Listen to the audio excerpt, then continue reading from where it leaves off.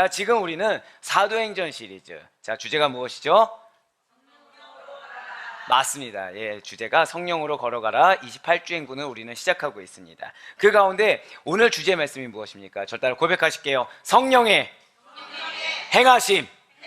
그렇습니다. 오늘 주제 말씀은 성령의 행하심이라는 거예요. 이것이 세 번째 행군의 말씀이 되는 것이죠. 우리는 여러 가지 기도 제목과 나름의 어려움을 가지고 살아갑니다.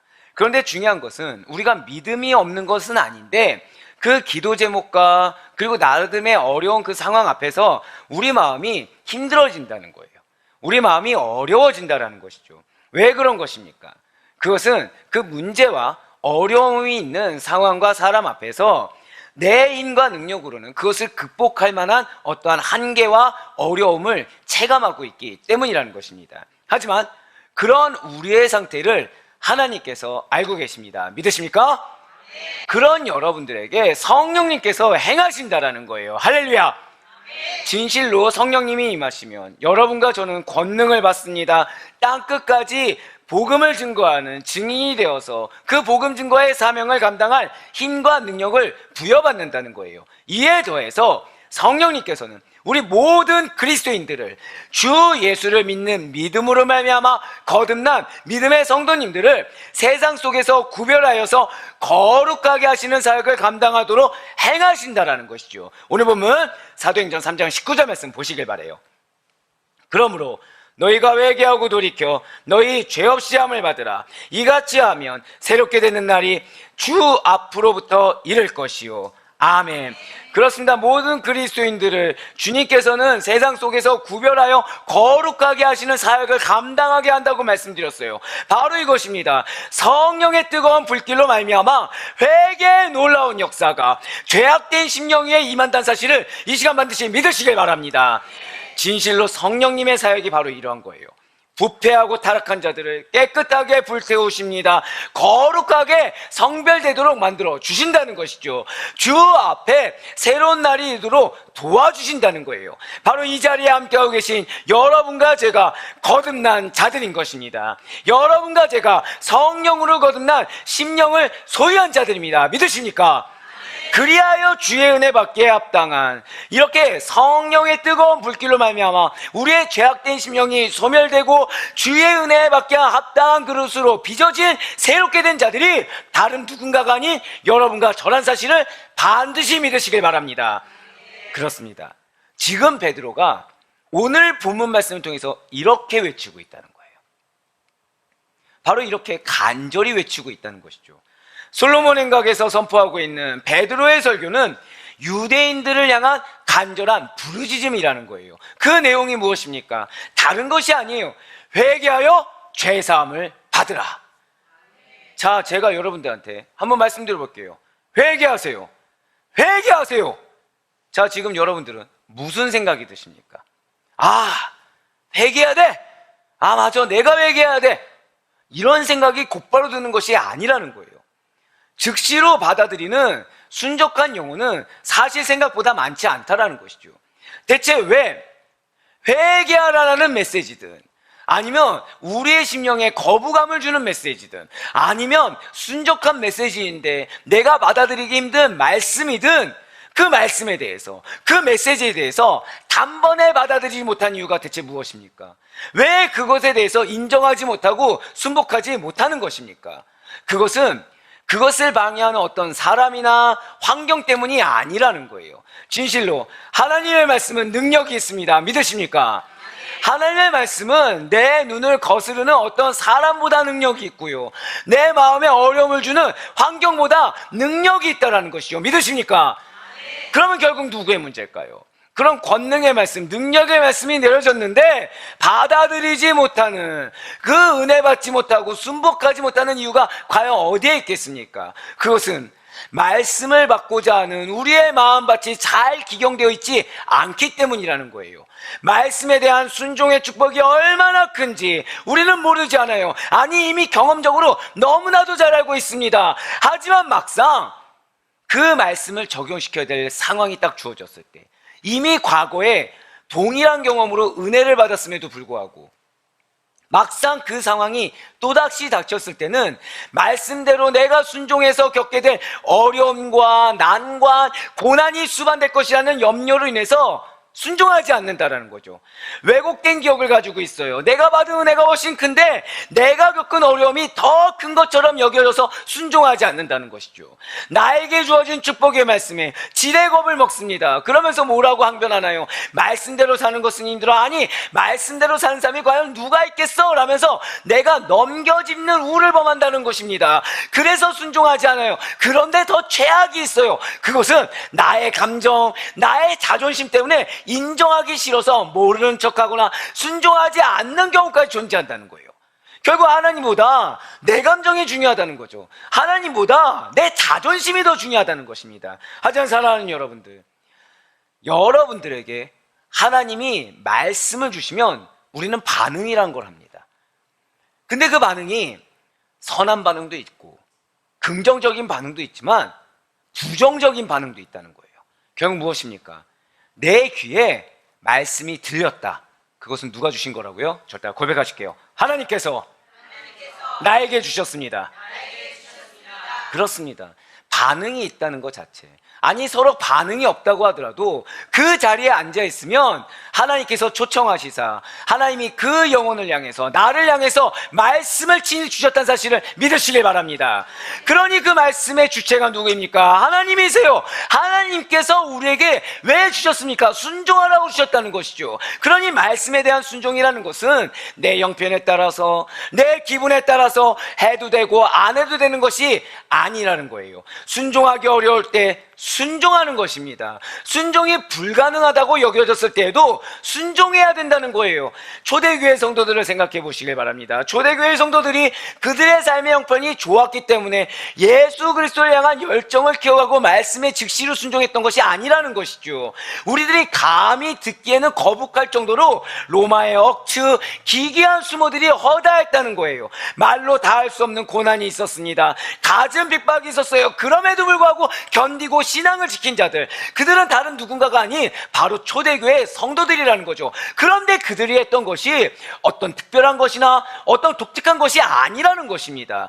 그들이 했던 것이 무언가 지금과는 다른 특별한 무언가를 하나님이 요청했던 것이 아니라는 것이죠. 그저 그들은 우리랑 동일하게 말씀을 들었어요.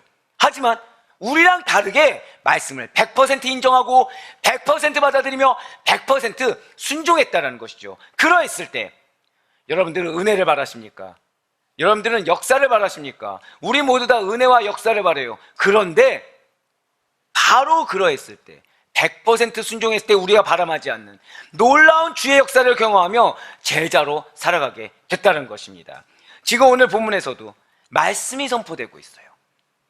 오순절날 성령 강림 즈음에 베드로의 설교로 말미암아 3,000명이 회개하는 놀라운 역사가 일어났다는 것이죠. 그런데 베드로가 무엇을 설교한 것입니까?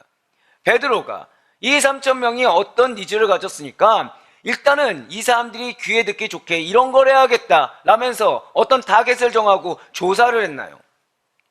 베드로가 지금은 시대적 흐름상 이런 것들을 예화로 들면 좋으니까 이것을 얘기해야겠다라고 하면서 예화를 들었나요? 베드로가 이 사람들 내가 괜히 말 잘못하면 내가 큰 위기에 처할 것 같으니까 그러면 이 사람들이 어지간히 듣기 좋은 얘기하고 말하겠다라고 하면서 그 사람들이 듣기 좋은 말을 했나요? 아니라는 거예요. 아닙니다. 사도행전 2장 38절 말씀 보시길 바라요. 베드로가 이르되 너희가 회개하여 각각 예수 그리스도의 이름으로 세례를 받고 죄사함을 받으라. 그리하면 성령의 선물을 받으리니. 아멘. 베드로가 무엇을 말씀했습니까? 회개하라 그랬어요. 죄사함 받으라고 그랬어요.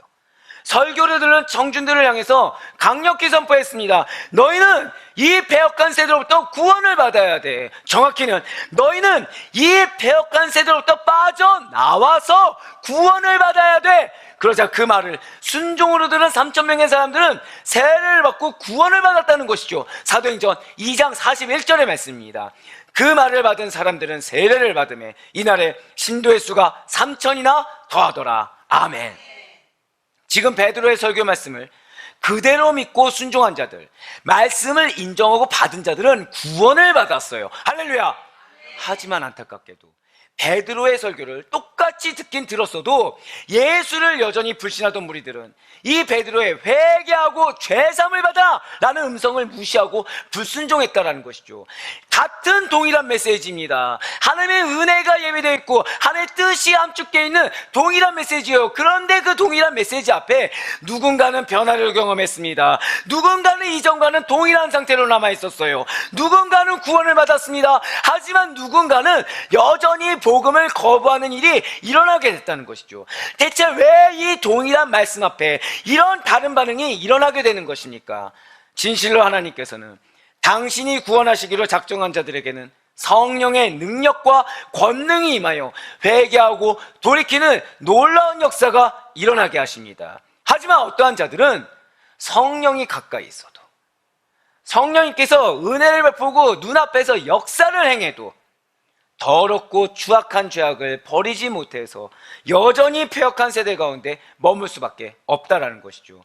진실로 여러분과 저는 성령의 권능과 능력에 힘입어 오늘날 절대 고백하실까요? 회개하는 심령, 바로 그것입니다. 회개하는 심령으로 거듭나게 된 사실에 대해서, 그리고 지금 이 순간에도 여전히 죄악 가운데 거하고 있는 우리의 자범죄에 대해서 회개하는 심령을 허락받은 사실에 대해서 감사를 잊지 않을 수 있는 여러분과 제가 되길 간절히 소망합니다.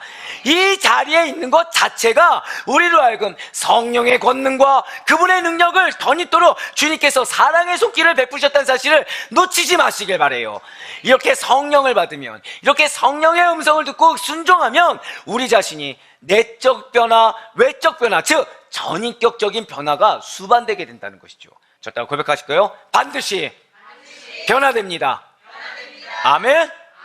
맞습니다. 성령의 일을 하고 성령님을 받으면 하나님의 일을 하게 된다는 거예요.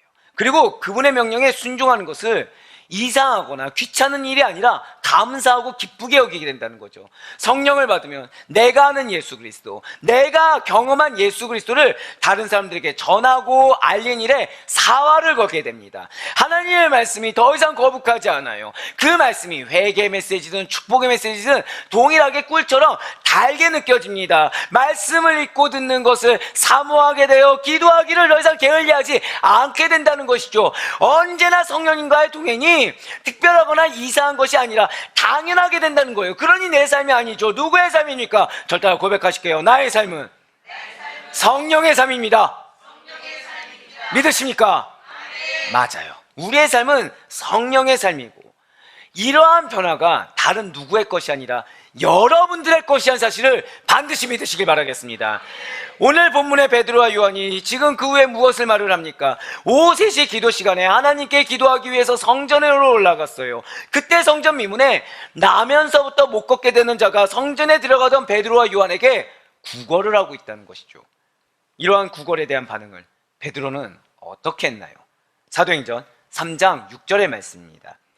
베드로가 이르되 은과 금은 내게 없거니와 내게 있는 이것을 내게 주노니 나사렛 예수 그리스도의 이름으로 일어나 걸으라 하고. 아멘. 지금 베드로에게 있는 것은 은과 금이 아니라고 했어요. 그런데 여기서의 은과 금은 단순히 물질만을 의미하는 것이 아니라는 것이죠. 능력을 상실한 형식적인 유대교를 상징한다는 것입니다. 왜일까요? 이 나면서부터 못 걷게 되는 이는 유대교의 율법에 따라서 그 선행, 사람들이 선행을 베풀어야 구원에 이를 수 있다라는 그 율법에 매여 있기 때문이라는 거예요. 그래서 성전에 들어가는 사람들에게 선행, 구원을 얻을 수 있는 조건이 되는 선행을 베풀고자, 그것을 의지하고자 그 자리에 앉아 있었기 때문에 나면서부터 못 걷게 된 이는 누구에게 매여 있던 것입니까? 율법주의에 매여 있었다는 거죠. 유대교에 매여 있었다는 거예요.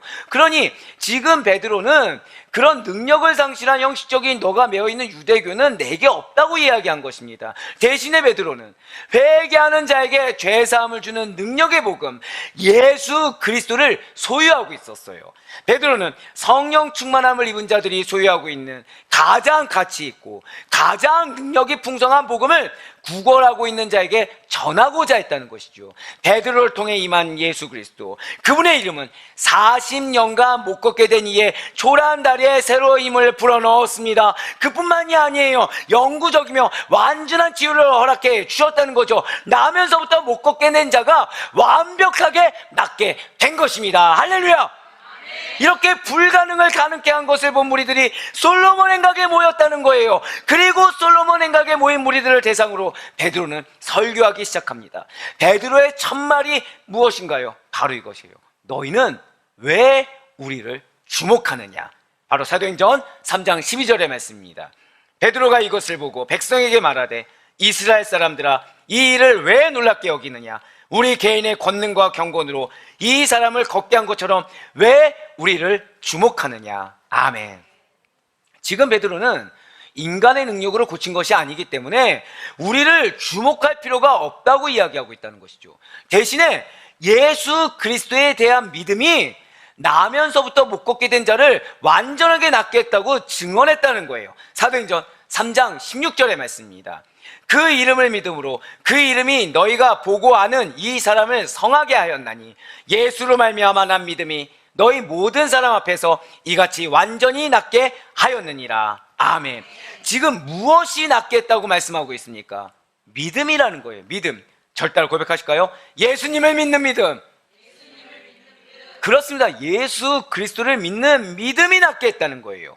진실로 베드로는 나면서부터 못 걷게 된 자의 그 치유 사건을 보고 놀란 군중 등을 향해서 그들이 누구인가요? 그들이 유대인이에요. 그들이 무엇을 했습니까?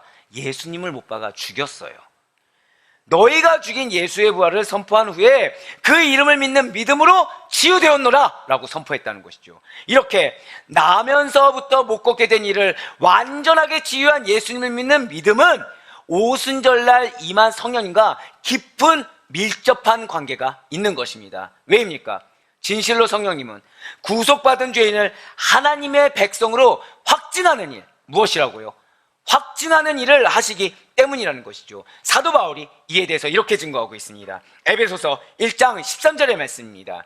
그 안에서 너희도 진리의 말씀 곧 너희의 구원의 복음을 듣고 그 안에서 또한 믿어 약속의 성령으로 인치심을 받았으니. 아멘. 그렇습니다. 초대교회 공동체는 약속의 성령의 인침을 하나님의 자녀의 증포로 삼았습니다.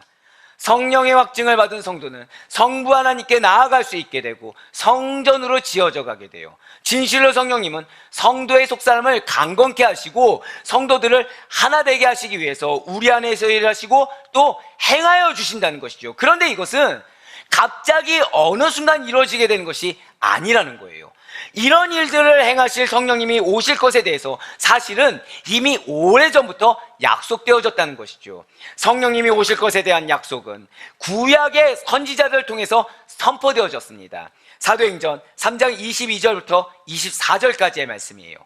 모세가 말하되 주 하나님이 너희를 위하여 너희 형제 가운데서 나 같은 선지자 하나를 세울 것이니 너희가 무엇이든지 그의 모든 말을 들을 것이라. 누구든지 그 선지자의 말을 듣지 아니하는 자는 백성 중에서 멸망받으리라 하였고 또한 사무엘 때부터 이어 말한 모든 선지자도 이 때를 가리켜 말하였느니라. 아멘. 진실로 하나님께서는 성령의 오심에 대해서 여러분들이 방금 보신 것처럼 구약시대의 선지자를 통해서 약속하셨습니다. 뿐만 아니라 예수님께서도 그의 제자들에게 성령께서 오실 것을 약속하신 바 되셨다는 것이죠. 그럼 구약부터 예언되었던 예수 그리스도께서는 누구십니까? 예수 그리스도야말로 아브라함과 모세 때부터 모든 구약의 선지자들이 간절히 바라던 메시아요, 가장 위대한 선지자이며 또한 마지막 선지자이십니다. 그럼에도 불구하고 유대인들은 자신들이 아브라함에게 주어진 약속의 후손이자 구약의 선지자의 자손임을 망각해버렸어요. 그래서 자신들을 구원할 예수 그리스도를 알아보지 못했다는 것이죠. 진실로 예수 그리스도를 유대인들은 인정하기 싫어했습니다. 아브라함과 구약의 선지자들이 오실 것을 예언한 예수 그리스도를 인정하는 것을 거부했다는 거예요. 그리고 오히려 예수님을 십자가에 못 박아 죽였다는 것이죠. 분명 하나님께서는 아브라함의 후손인 유대인들의 악함을 버리게 하시려고 예수 예수 그리스도를 보내주셨습니다. 그러나 유대인들은 그런 예수님을 눈으로 보아도 보지 못했어요. 믿지 못했습니다. 오히려 못 박아 죽였다는 거예요. 하지만 예수님은 부활하셨습니다. 그리고 부활하신 예수님께서 승천하신 다음에 오순절날 성령 강림 사건으로 말미암아 비로소 성령님께서 오실 것에 대한 약속이 실현되게 된 것입니다. 할렐루야. 예수님이 승천하신 일로 제자들은 얼마나 낙심하고 얼마나 슬퍼했겠습니까? 아, 예수님 부활하셔서 다시 이제 우리 곁에 오신 줄 알았는데 다시 떠나셨구나, 계시지 않는구나, 예수님은 영영 우리 곁을 떠나셨구나 라면서 그들이 슬퍼할 이유가 없다는 거예요. 왜입니까? 예수님이 승천하신 후에 성령님이 제자들에게 찾아와 주셨어요. 성령님이 오셔서 그들 가운데 행하시사 나면서부터 못 걷게 된 이가 고침을 받는 놀라운 기적이 일으키게 된 것입니다. 할렐루야. 그렇습니다. 여러분과 저 안에 성령님의 일하심과 그분의 행하심이 있기만 한다고 한다면 반드시 변화받고 반드시 나음을 얻게 될 것을 믿으시길 바라겠습니다. 어떠한 죄인이라도 거룩하게 되는 거예요. 하나님의 백성으로 거듭날 수 있게 되는 것입니다. 인생이 변화되어 인격이 변화됨을 반드시 믿으시길 바라겠습니다. 궁극적으로 예수 그리스도를 하나님의 아들이자 모든 인류를 구속할 구원주를 믿게 되는 놀라운 역사가 일어나게 된다는 거예요. 진실로 이러한 믿음의 역사를 볼 수 있는 여러분과 제가 되길 간절히 소망합니다. 정말로 우리가 그걸 원한다고 한다면 성령님께서 우리 안에서 새로운 일을 시작할 수 있도록, 성령님께서 친히 행하시도록 그분께 우리의 전존을 맡겨드려야 된다는 거예요. 나의 인생의 주도권을 성령님께 맡길 수 있는 여러분과 제가 되길 간절히 소망합니다. 성령님께서 여러분들 안에서 새 일을 행하시고 지금 이 순간에도 행하고 계심을 믿으시길 바라요. 이러한 성령님은 악을 소멸하는 불이세요. 하나님의 영이신 성령님께서는 회개하는 죄인들을 데우시지 않지만 완악한 죄는 전부 소멸하여 버리신다는 것이죠. 그렇기 때문에 오늘 본문의 베드로는 솔로몬 행각에서 유대인을 향해서 회개하라 라고 외쳤다는 거예요. 예수 그리스도의 메시아 되심을 모르고 십자가에 못 박혀 죽게 한 유대인들의 죄악을 뉘우치고 예수님을 믿는 믿음을 다시금 가져라, 제발 믿음을 가져라 라고 이렇게 선포했다는 것이죠. 오늘 본문 말씀 다시 한 번 더 보시길 바랍니다. 사도행전 3장 19절의 말씀입니다. 그러므로 너희가 회개하고 돌이켜 너희 죄 없이 함을 받으라. 이같이 하면 새롭게 되는 날이 주 앞으로부터 이를 것이요. 아멘. 지금 베드로는 사람의 눈치를 보고 있지 않아요. 베드로는 알고 있습니다. 이 메시지가 누가 싫어할 것인지를 너무 잘 알고 있었어요. 하지만 그럼에도 불구하고 베드로는 강력하게 회개를 촉구했습니다. 이 설교로 인해서 베드로와 요한은 유대 종교 지도자들에 의해서 체포되었어요. 옥에 갇히게 되었습니다. 왜일까요? 유대 종교 지도자들이 이 베드로가 전한 복음을 지독히도 싫어했기 때문이라는 거예요. 자신들이 십자가에 못 박은 예수가 부활하신 그리스도가 되신다는 사실을 인정하기 싫었습니다. 아니, 정확히는 자신이 틀렸다는 것을 인정하기 싫었다는 거예요. 여전히 사람의 인식이 중요합니다. 여전히 나의 자존심이 중요했다는 거예요. 여전히 나의 기득권이 중요했습니다. 분명 성령님께서 친히 임하셨음에도 불구하고 유대 종교 지도자들은 끝내 나의 죄악을 인정하고 뉘우쳐서 성령님을 받기보다는 탐심의 틀에 갇혀서 천하디천한 나사렛 예수 그리스도를 그토록 자신의 조상들이 바라던 선지자들이 예언한 메시아 구원주로 받아들이지 않았다는 것이죠. 그래서 솔로몬의 행각에서의 베드로의 설교 후에 유대 종교 지도자들의 복음에 대한 핍박은 더욱 거세졌다는 거예요. 하지만 성령님은 그럼에도 불구하고 행하십니다. 이러한 박해와 방해에도 불구하고 성령의 폭발적인 능력으로 말미암아 복음은 하나님께서 구원하시기로 작정한 영혼들에게 뜨거운 구원에 대한 열망을 심어주었다는 것이죠. 그리고 회개한 영혼들, 순종한 영혼들은 베드로의 이러한 회개 촉구에 반응해서 그리스도의 생명을 선물로 받았다는 거예요. 사도행전 4장 4절 말씀은 이 솔로몬 행각 설교로 인해서 믿는 자의 수가 남자의 수만 5,000명에 이를 정도로 크게 증가했다고 증거하고 있다는 것이죠. 사도행전 4장 4절의 말씀입니다. 말씀을 들은 사람 중에 믿는 자가 많으니 남자의 수가 약 5,000이나 되었더라. 아멘. 사랑하는 우리 아대표교회 모든 성도 여러분들, 저와 여러분이 예수 그리스도를 믿고 거듭난 것은 기적 중에 기적이란 사실을 반드시 믿으시길 바랍니다. 그런 우리 안에 내가 깨닫든 깨닫지 못하든 성령님께서 행하시고 성령님께서 일하고 계세요. 성령의 행하심의 역사가 우리들 각자의 믿음의 역사가 되는 기회가 지금 눈앞에 놓여져 있습니다. 여러분들은 어느 쪽을 선택하시겠습니까?